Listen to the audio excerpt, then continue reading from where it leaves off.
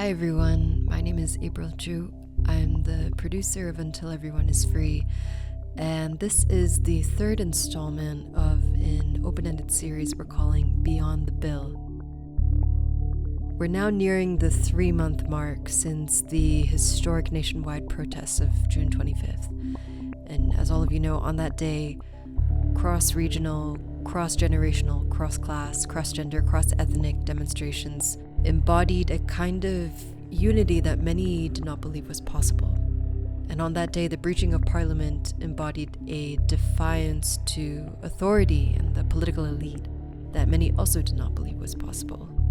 And of course, needless to say, those on the leading edge of that defiance have paid the greatest price. Since then, the movement has taken on different forms, and it must. Those who are saying that Gen Z failed, revolution is over, those people need to ask themselves what success would have looked like, and if any real success, whether that's deposing Ruto or getting rid of Kenya's dependence on conditional loans or creating a better Kenya for Kenyans. The people who say this revolution failed or that the revolution is over need to ask themselves if any real success like that could possibly take place in a matter of weeks. But if you're listening to this, then you are probably among the many who already understand that, of course, the movement is much bigger than just the 2024 finance bill. And thus you probably also understand that once the bill is passed in whatever form it's passed in, the movement will continue, and very importantly, the movement will not be limited to whatever is happening in the halls of parliament. The movement was about building a better life for Kenyans in Kenya, from education to healthcare to infrastructure to safety and prosperity for all kinds of marginalized groups. And so therefore, the revolution continues in those forms in many, many different ways. The Sudanese speakers of our last teach-in episode showed us the many ways that these small community-based voluntary actions, many of which don't really look revolutionary in themselves, not in any big way, but how these voluntary actions were indeed revolution. They were the backbone of Sudan's revolution. Here in Kenya now, we are seeing wave after wave of emboldened worker strikes. We see striking university students and now university faculty protesting profit-centric fee structures. We see striking airport workers protesting JKIA's privatization. We see Uber workers striking against exploitative gig economy working conditions. So the movement is continuing in myriad forms. But at the same time, a lot of the focus has also turned to corruption and graft. And this is, of course, a very useful way to mobilize people. I mean, after all, who wouldn't get angry when you hear that, for example, the Nairobi City County Assembly last week unveiled a 33 million shilling, that's 255,000 US dollar, gold-plated, state-of-the-art mace at a time when Nairobians are literally going to sleep hungry. This corruption and graft gets people riled up, and it should. However, if the movement is going to take on bigger goals, bigger than just Ruto must go, or this particular cabinet must go, or cleaning up corruption, if the movement wants to create a total better Kenya, then we must think beyond corruption. Take this for example. For all of the wastage of parliament, we know parliament is very, very extravagant, with Kenyan MPs being paid some of the highest salaries in the world. And this is not adjusted for GDP, not adjusted for population, just literally absolutely some of the highest salaries. And of course, we're familiar with all of the shameless spending associated with legislators. And yet, parliament still only makes up less than 1% of Kenya's national budget. What this means is that we need to think beyond just graft and theft. We need to think beyond individual vice, these concepts like greed and corruption and dishonesty. And we need to think towards larger structures, particularly production, agricultural production, industrial production, infrastructure, etc., etc. We were lucky to have Gussai Hamror Sheikheldin join us for the last teach-in, and towards the end of that discussion, Gussai looked at what's happening now in Kenya from a Pan-African lens and helped us to see what parallels were to be drawn between Kenya's experience and those of many other countries in Africa and elsewhere in the global south. We didn't have much time to go into the details of that in the last teach-in, which really focused on Sudan's revolutionary story. If you haven't listened to that, you can find it on the podcast. It was just the last Beyond the Bill episode. But Gussai was kind enough to come back for a solo feature to talk specifically about debt, taxation, developmental states, all of course from a Pan-African perspective. Gussai is a researcher and consultant whose work seeks to illuminate synergies between technoscience and institutions in order to advance policies and solutions in sustainable design for socioeconomic systems and development governance. Based in East Africa and Sudan, Gussai works on projects that focus on African topics from a Pan-African perspective. The following is our conversation. I hope you enjoy it and keep tuning in. Thank you so much for joining us today, Gussai. I want to start actually in the year 1944. That was the year, of course, that the World Bank and the IMF were established at the Bretton Woods Conference, which was dominated by the US and the UK. So the World Bank and the IMF were created in order to give loans to poor countries, which at that time initially meant European countries that needed to rebuild after World War II. So the first recipient of a World Bank loan was actually France. But even then, the loans came with conditions. So at that time, the World Bank required the French government to remove all members associated with the French Communist Party. And after this was done, the loan arrived within hours. But needless to say, over the decades to follow, these conditional loans took on a different form or had a very different kind of impact on countries in the global south who became borrowers. So let's begin with this. Could you just give us a very short history of these post-colonial loans? How does the IMF and the World Bank give money? What do they ask for in return? And most importantly, what can go wrong? Okay. We should all have at least a general idea about how the IMF and the World Bank give money to governments and what they ask in return. Generally, the IMF is expected to be a lender of last resort, i.e., financially desperate or semi-desperate times, you can call the IMF. While the World Bank helps with long-term development goals for countries in need. In reality, however, their work is complementary and their policies are influenced by each other. In order to guarantee that their loans are paid off, these institutions require countries to have financial plans that are sound and manageable from their perspective, from the perspective of the IMF and the World Bank.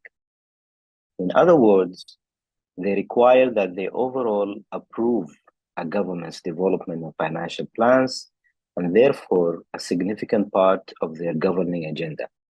So there is an interference, there is a direct, some people would call it indirect, but there is some level of significant interference in the governing agenda for any country that is dealing with the IMF and the World Bank. At least the process is supposed to take place consensually between the country's government and the multilateral organization. But as we know, power dynamics are sure at play. Many cases in Africa tell us the problems with these loans. I happen to be more familiar with cases in Sudan and Tanzania. There are also cases where countries are able to assert their autonomy, relatively speaking, and use their negotiation positions a little bit better than others, or much better than others. Recently, we have cases such as Ethiopia and Tunisia. That's from Africa. There are other cases from outside Africa as well. So the IMF loans are famous that they often come with demanding austerity measures from governments, basically cutting public spending, including removing subsidies on basic goods and services, and or reducing public sector budgets and increasing taxes, which the increasing of taxes can take many ways and versions, and we're going to discuss later. The WB, the World Bank, its support programs and loans often come in concert with implementing policies and favoring institutions that realize the adjustments that are proposed by the IMF in cases where the country is taking a loan from the IMF. There is a third organization, actually, which came in a bit later, and that is the World Trade Organization. It was established in 1995 to replace what was called the General Agreement on Tariffs and Trade, GATT. And later, another organization came to replace GATT in some ways, which is UNCTAD. UNCTAD as the United Nations Conference, I believe, Conference on Trade and Development. And it is perhaps the most disliked UN agencies by the world's rich countries. But we're not talking about UNCTAD now. We're going to talk about the World Trade Organization. The WTO basically complements the IMF and the World Bank in terms of creating a global apparatus that keeps favorable conditions and critical decision power about global trade, keeps these conditions on the side of those who are already on top of the global economic and political system. The WTO regulated big trade terms in a way that was correctly described by some scholars such as Yash Tandon as similar to declaring war on developing societies in his book titled Trade is War, 2015. So this is a general view of how the IMF and the World Bank work. And also you can throw in the mix the World Trade Organization. Thank you so much for that. I want to go next to taxes because, needless to say, much of the protests in Kenya in the last couple of months were about, or rather triggered by, in particular, the tax hikes that were embedded in the finance bill that would burdened, already struggling working class Kenyans. So back in the day under President Mwai Kibaki, the infrastructure boom that happened under his administration with all of its big spending, it was at the same time accompanied by higher taxation revenue as well as general economic growth. So in other words, yes, there was big spending, there was borrowing, all of that, but public education was free, there's services, basic services for citizens were not compromised. But then under President Uhuru Kenyatta, Uhuru reduced tax revenue by awarding and drawing political allyship through tax exemptions and subsidies, while also at the same time still borrowing like crazy, especially from commercial lenders. So not multilateral or bilateral ones, but ones with higher interest rates and basically other conditions that made it better for grafting, but of course worse for the Kenyan people who ultimately foot the bill. And worse, on top of that, many of these big projects were done as my favorite PPP, public-private partnerships, with foreign companies who don't pay taxes or don't contribute significantly to Kenya's revenue and instead take the revenue back to their home countries.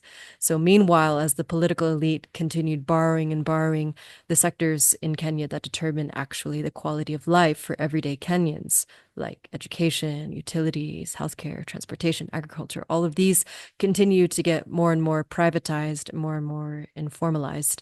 I'm drawing, by the way, on the work of Ken Opalo, who is a Kenyan analyst who studies the political economy of development in Africa. So for those who are more interested in this kind of analysis, he's written an extensive multi-part series on his Substack called An Africanist Perspective, and there's a free tier where you can read his analysis on the political economic road that led to the protests in June and July.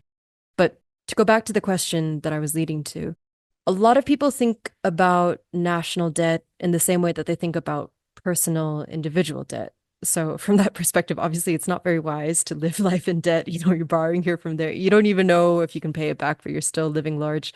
So a lot of people also believe that this borrowing is the root of Kenya's economic problems, borrowing in itself.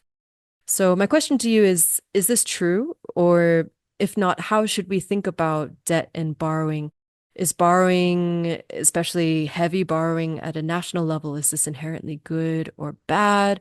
How much debt is a quote unquote healthy amount for a country? And ultimately, what's important to understand about how nations, especially countries where a lot of the people are still struggling with, basic levels of poverty, with regard to debt and income, how should we think about this? Yeah, in political economy and development economics, we learn that what is legitimate at the household level is not necessarily so at a country's level. So governments in developing societies, or also called low and middle income countries, need to spend more than their revenue to push investment. Investment here can include infrastructure, education, promoting industry, local industry, national projects, bigger projects of development, and even healthcare, of course. And that's pushing investment and also to incentivize worker savings. So when you have a working class, you have to incentivize their savings so that they can have purchasing power. And this is for the good of your own economy, even if we assume that you don't care about your working class that much. But if you want a thriving economy, you need to have sufficient purchasing power within that economy. And that comes mainly through worker savings. So when governments say that they are spending more than they can and are taking loans at the same time, scrutiny of where their spending goes is the right of the people. For proper scrutiny, we need to understand the language of power nowadays, which is economics. And that understanding is critical for informed democracy. Or as Ajun Chang, an important economist of our times, puts it, it is extremely important for democracy to function that ordinary citizens understand the key issues and basic theories of economics. So this is one of these cases. The government can say a lot of things about borrowing and saving and why we need to tax, and this is the finance bill and have all these details. But an informed citizenry will scrutinize these proposals by the governments and will basically compare what the government is talking about to what is actually doing. So within that context, we can say that taxation is better than borrowing, generally speaking. So that's generally obvious. But how do you collect taxes and from whom and how you use them is the key issue. For example, it's much more effective and efficient to tax the wealthy than to borrow from them. But taxing a working class that is struggling within living standards is often neither effective nor efficient. The taxation everywhere is contested political grounds, as it has direct political implications. Governments may rise and fall based on how they approach key issues like taxation, and they should, because their approaches to taxation tell us a lot about their priorities and ways of thinking. There is no such thing as pure economics when we're talking about taxation. So how you tax and how you use tax revenues are an essential parts of any government's program. And that's what needs to be scrutinized. In Kenya, the issue of taxation is not independent from the context. And we have a context of contradictions in Kenya. So we have this one of the fastest growing economies in Africa. In 2022, Kenya ranked among the 10 highest GDPs in the continent and is considered by many to be the economic powerhouse of East Africa. Internally, agricultural activities in Kenya account for more than 50% of the total employment. Moreover, around 35% of Kenya's GDP has its origin in the agriculture sector. As of 2021, the service sector contributed to more than 54% of Kenya's GDP, with tourism as a key player in the sector. So you have employment opportunities in the service sector that are rising and are currently around 39% of total employment. What is problematic, however, about the services sector is that you can increase national economic growth and employment from it with little impact on actual national poverty indicators. To give you an example, in Kenya, almost 70% of the Kenyan population lacked money to buy sufficient food in 2019, a figure that seems very contradictory to all the economic growth talk. Poverty also increased from 2019 to 2021, as well as income inequality. This also creates a middle class that is economically fragile because it's not skillfully contributing to value-added productive activities and is rather dependent, the middle class that is fragile, is dependent on an unsustainable rise in a vulnerable consumer market. This is what has been called in a number of African countries. We have this problem of how the services sector is advancing faster than the industrial sector. And this is almost like some people were calling it deindustrialization before industrialization. We can talk later about it, but basically there is an inherent problem in this approach. Overall, the unemployment rate in Kenya is arguably over 10%, and while about 18 million people are employed, more than 80% worked in the informal market, or the informal sector. So mostly in services, restaurants, hotels, retail shops that are not within the formal market, and you don't have proper statistics on, you don't have proper information about. That's how it is called, the informal market.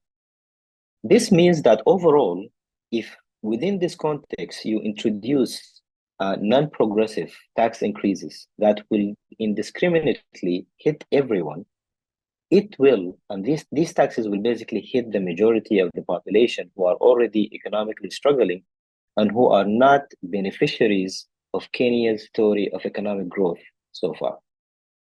So such tax increases in such case represent an assault on the livelihoods of most Kenyans and forgiveness for the wealthy. Additionally, the industrial sector is ignored, since if you want to have sound industrial policies, you want to have a strong industrial sector, you have to have sound industrial policies. But with such finance plans or finance bills, you can see that the industrial policies are ignored.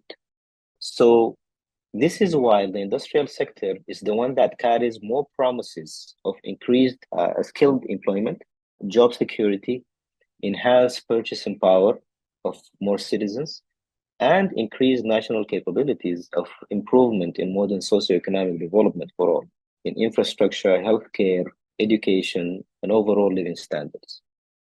So what we see in Kenya is not divorced, with all these things that we mentioned. What we see in Kenya is not divorced from an African reality, where debt service is expected, the expected payments of debt service often exceed the combined amounts that governments are spending on health, education, social services, and environmental conservation. So when you look at the picture this way, taxation is part of an inherently contested political grounds. And when you look at the context, you have to look at what are you taxing and who are you taxing and how are you using the tax revenues. All of these questions are embedded within the discussion of whether it is better to borrow or to tax. So you cannot just take it in the abstract. And when you look at it that way, then you have at your hand a finance bill that is really problematic, and the people responded in an expected way to such a bill. Thank you so much for that. I just wanted to add on a couple of stats from my end as well. I mean, obviously, the tax hikes in the bill were some of the main drivers of Kenyan people's anger and behind the demonstrations. 9 out of 10 Kenyans make the same income that they did at the start of the pandemic. And actually, according to InfoTrack, 73 of all Kenyans, similar to what you had said before, are, quote, in financial distress or are failing to make ends meet, unquote. And so I think what you highlighted, this big gap between how well the Kenyan economy in abstract terms measured in certain ways is doing seems to be a very different reality to what people on the ground are feeling. And I think within that gap are all of these questions of taxation. And when we consider there to be, like you said, a sort of pure economics, like, there is just one way to do things or one way to tax is good, tax is bad, then what we miss are all of these very political and very varied, sort of pathways that governments, states can take in order to steer their countries towards or away from prosperity. I'm wondering if you have any more thoughts on the 2024 finance bill, in particular, the way that this was put out. Obviously, it didn't start in 2024. This is tied to loans that, are many years in the making. But then the fact that it was retracted, now it's in this sort of limbo. Can you speak more to the bill itself from your perspective? Okay, I'm going to start with a small introduction to this. So in Africa, and for historical reasons, governments mostly follow one of two distinct models nowadays. There is the new liberal model, or sometimes called the neoclassical liberal model, or the developmental state models. And these two models are basically the most two recognized or legitimate, because you can have other variations and other things that are, you cannot really give them a definition. So you have governments that are not really following anything, but there are governments that are following particular models within variations. So in the developmental state model, the general structure and main governance program of the state are tied to development and the necessity of state direct intervention in activities related to development and development planning. So within this model, we have records that show that the majority of countries that have achieved significant industrial development in the last few decades, for example, Japan, Korea, Taiwan, Singapore, Malaysia, and of course, China, these countries have adopted developmental state models in various versions with focus on industrial policy, what I mentioned earlier. So generally, the developmental state has two main characteristics. First, that it regulates market mechanisms through trade laws and planned economic policies, at the top of which is industrial policy. Second, that it takes the initiative to design and implement large developmental projects that lead to an increase in general development indicators in the medium and long terms, assuming or given that the state capacity, which is generally the case, the state capacity for large investment in the long term and for development objectives is larger than that of the private sector, whether that private sector is national or foreign, especially in developing countries and in critical political situations. So when you have a country that is developing, that is not considered to be very attractive to large investments, then public sector has to step in and invest in long-term and medium-term investments for development. And these are general markers of the developmental state model. On the other hand, you have the neoliberal model, and it is mainly characterized by three main features. One is shrinking the state, that is through austerity measures and wide privatization of industry and services. Second, you have trade liberalization or implementing market economy regulations as much as we can. And third, you are focusing on growth measures with the understanding that inequalities will be handled over time as wealth accumulates. As I'm describing these three characteristics of the neoliberal model, very easy to see where Kenya stands, or where the Kenyan governments or the Kenyan elite stand.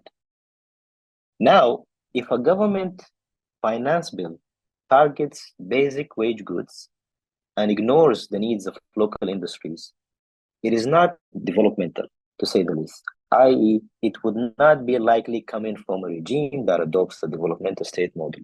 And I'm saying this because many African regimes nowadays, instead of simply saying that they are following a neoliberal model, they like to use a term that is sometimes used correctly, but many times not used correctly. And they say that we are following a mixed economy model.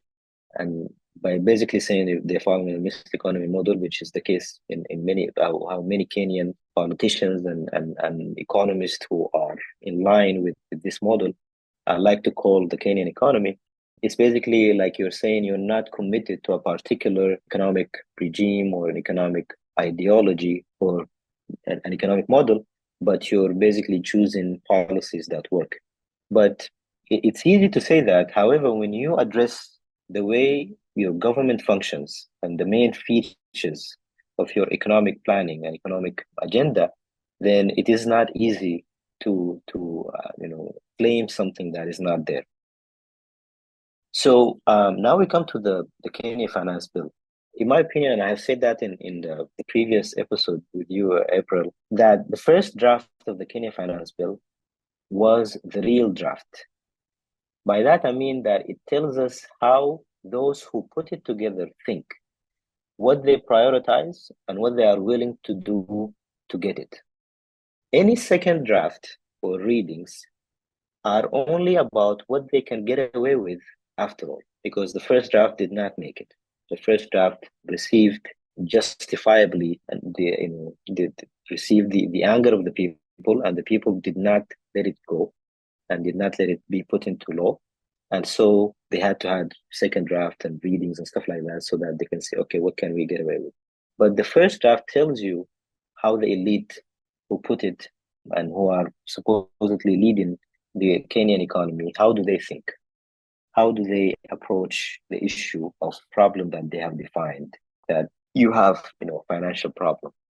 So when you look at all of these, it's easy to come back again to what we talked about, how the difference between tax and debt. I'm going to quote Thomas Piketty from his famous book Capital of the 21st Century, that he said, "Taxation is not a technical matter; it is preeminently a philosophical issue, perhaps the most important of all political issues. Without taxes, society has no common destiny, and collective action is impossible. This has always been true. At the heart of every major political upheaval lies a fiscal revolution." So when the justified anger of the people towards the finance bill is portrayed as simply refusing taxation, simply refusing more taxes as a blanket statement, it is not true, first of all.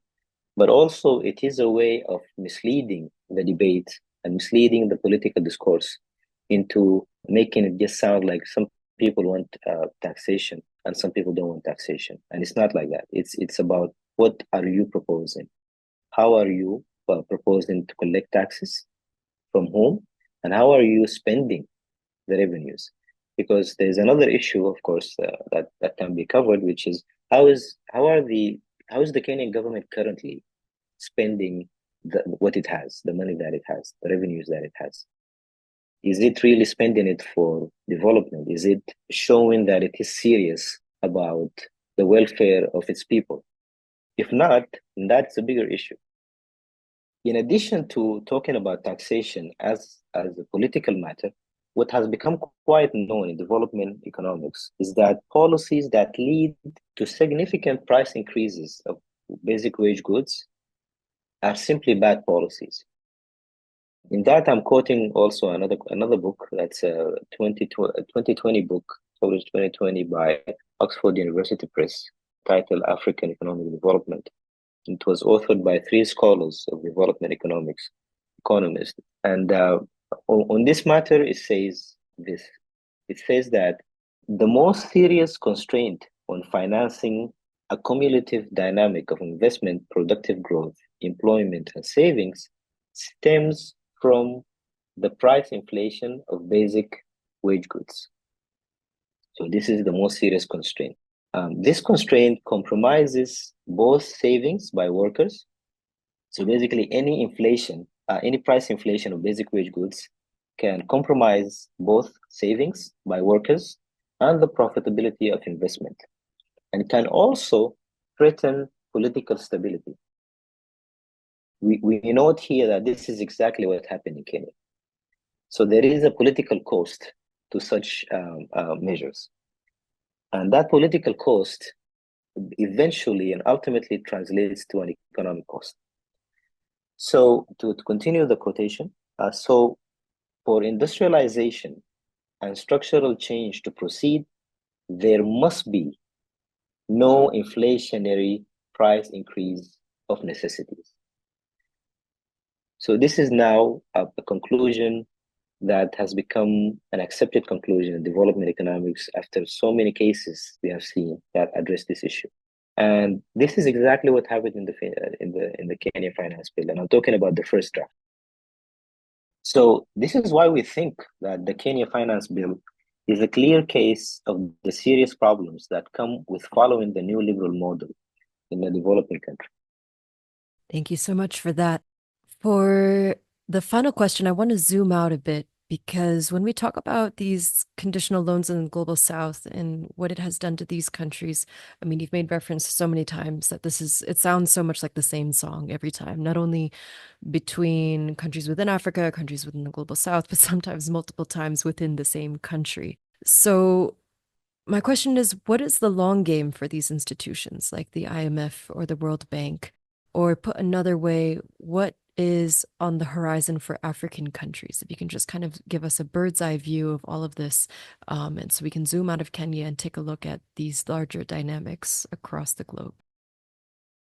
So, when we look at the big picture here, we have a continent with huge potential, and we have hurdles and enemies to overcome to achieve that potential. Now, let me explain this. Africa is the continent with the youngest population. We have 2/3 of the continent's population who are between 14 and 25 years old. And they are overall 1/3 of the youth of the entire planet. So Africa is young for now and for the foreseen decades, while many wealthy regions around the world are dealing with increasingly aging populations. Additionally, Africa has enormous resources. 60% of the total arable land in the continent has not been used yet, and the continent holds about 30% of the planet's total reserve of minerals. There is huge potential for changing dynamics of how economies are run and how political decisions are made within Africa. And what happens within Africa with this potential and with these resources will affect the rest of the world. So naturally, this does not sit well with the top beneficiaries of the current global political economic system. To these folks, Africa's peoples need to be contained, or they will change the rules of the game in one generation or two. Furthermore, Africa is actually financially richer than what most of us are made to think. According to reports from UNCTAD in 2022, and I'm quoting here, capital flight from Africa since 1970 amounts to $2 trillion. These outflows exceed annual inflows of development assistance and foreign direct investment received by African countries. So, including interest income that would have been earned on these outflows, cumulative private wealth held offshore stood at 2.4 trillion by 2018. So cumulatively, you would have since 1970 about $2.4 trillion were lost in Africa through what has been called capital flight. And now here's the emphasis in the quote. This represents more than 3 times the stock of debt owed by the continent in that year. So again, the cumulative stock of debt from 1970 to 2018 only amounts to third of this amount, only amounts to third of that. Ironically, making Africa a net creditor to the rest of the world. So this is a big issue, right? And it just shows you that at least things are not what we are, made to think. What is happening in Africa? So in this context, you have a big potential, a continent with big potential. That is yet it is considered, and for many reasons, the poorest continent in the world and the most problematic. And we have hurdles and enemies to overcome to achieve that potential. So this is the context, and this is why I think we need to be equipped with education and knowledge about the situation, and to have the direct or the correct or the proper theoretical tools to address our issues. What Amilcar Cabral said or calls the weapon of theory. So, and I think in this process, we believe that the literature of national liberation movements, African national liberation movements, and the principles of Pan-Africanism are still very relevant for our time. The general Pan-African agenda of decolonization, the issues of political unity to improve the lives of Africans, the issue of culture as a tool of national liberation, and the agenda of investing in global solidarity with peoples around the world while focusing on and defending and advancing the rights and interests of African peoples. These Pan-Africanist or Pan-African agenda are very relevant for our days. So I believe that the history, the legacy, and the literature of African national liberation movements and the Pan-African movement is very relevant to our time, mainly because of what we mentioned. And what this episode, what we're talking about in this episode, is one angle and one case of the general situation that we have in Africa. So we have a very good reason to go back and consult this literature and this legacy. Are there any books in particular that rise to the top of your mind as good places for people to begin, people who are interested in learning more? Well, it's very difficult to recommend particular books, but for our purposes, I would recommend. I mean, for the case of the Kenya Finance Bill in particular, I would recommend the book that I mentioned earlier about African economic development, published in 2020, Oxford University Press. But that book is more technical and more informative about economic policy in particular. But from the literature, the Pan-African literature, I would highly recommend reading Amilcar Cabral.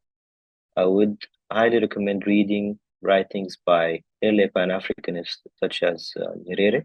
And I would recommend, for example, reading the South Commission report that was published in 1990. It's an interesting report. If we have some time, I can mention a little about it, but I think it's a key report, and it does tell us generally about how the South thinks differently from the North, this perspective, and why we need a Southern perspective to address our issues of development. So, in addition to that, I would also recommend reading some of the writings of Kwame Nkrumah, especially his writings on neocolonialism. He has a book by that name, and I think it also addresses the political economy of the time that is very relevant for our time today as well. So these are general recommendations I would give. Thank you so much again, Gussai, for joining us today. I'm glad that the little bit that you said at the end of the last teaching got you riled up enough that we could get another episode out of it. This is really good perspective to sort of zoom out, both geographically and in time, to contextualize what we're seeing and to counter these very simplistic narratives that have already begun to emerge about these historic demonstrations. Things like, it's just people who don't want to pay taxes, like, they're just people who don't understand how the Indeed, economy indeed. works, to understand that these protests fit within a number one, a long history of people's resistance to these kinds of conditional loans throughout the global south, but also number two, to understand that taxation was never a neutral thing. It is always political, and there are choices. It's not simply that taxes need to be done in this certain way and that they necessarily will drain the working class dry. I think it's important to understand that, and as the protesters who were in this movement did understand, that there is another way, that there is agency, and that at the end of the day, the power lies in the people's hands. So thank you so much for your insights today, and I'll see you soon.